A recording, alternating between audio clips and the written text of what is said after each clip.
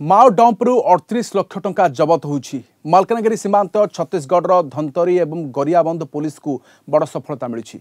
माओ प्रवण अंचल में चलता सर्च ऑपरेशन बेले टंका सहित टिफिन बोमा बीजेल एवं विस्फोरक जबत होउछि।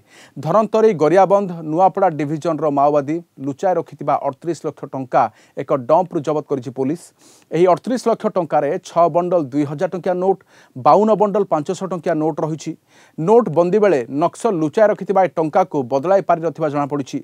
धनंतरी एवं गरियाबंध सीमांत गोबरा एवं पेंड्रा जंगल में नक्सल स्थान में प्राय 10 फुट गात खोली से टंका रखिथिले। पुलिस एवं सीआरपीएफ मिलित चढ़ऊ में यह सफलता मिली पुलिस कही। एबे भी यह अंचल में विभिन्न स्थान में नक्सल विस्फोरक सहित टंका लुचाई रखि थाई पारंती बोली शुणा मिलुछि। आम सहित मालकानगिरी रिपोर्टर प्रसाद नायक अच्छा।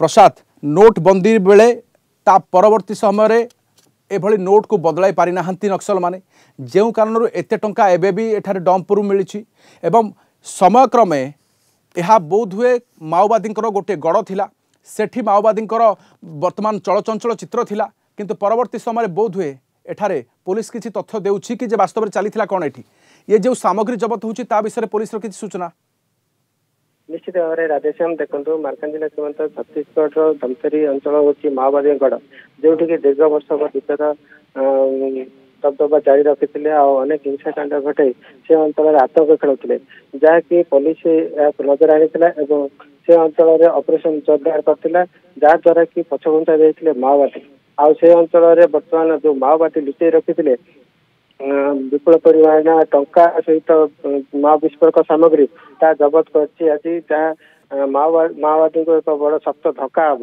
निहती भाव में कह जो 2000 टंका जो नोटबंदी समय अदल बदल कर द्वारा कि बर्तमान एवं जो डंप मध्यम उद्धार कर जो टंका लुट करते से लुट टंका उद्धार कर निहती भाव में पुलिस को बड़ सफलता आ माओवादी को निहती भाव में मेरुदंड घोषित एत परिमाण टंका जबत पर जो भाव में आर्थिक अवस्था दुर्बल होती धीरे धीरे आहरी दुर्बल हम। तो निहाती वर्तमान माओवादी को बड़ झटका हो पारे किंतु वर्तमान 38 लाख टंका जबत होउछि जहाँ माओवादी लुचाई रखिथिले विभिन्न कार्य से लगाई थांते एवं एहारु मध्य गोटे कथा कह जाई पारे माओवादी पाखक एते टंका केउठु आसिला किए देला ताहा मध्य गोटे बड़ प्रश्न एवं सबु किछि जबत होइछि। एबे बहुत बहुत धन्यवाद तमाम सूचना पे। मालकानगिरी आम रिपोर्टर प्रसाद नायक रहिथिले।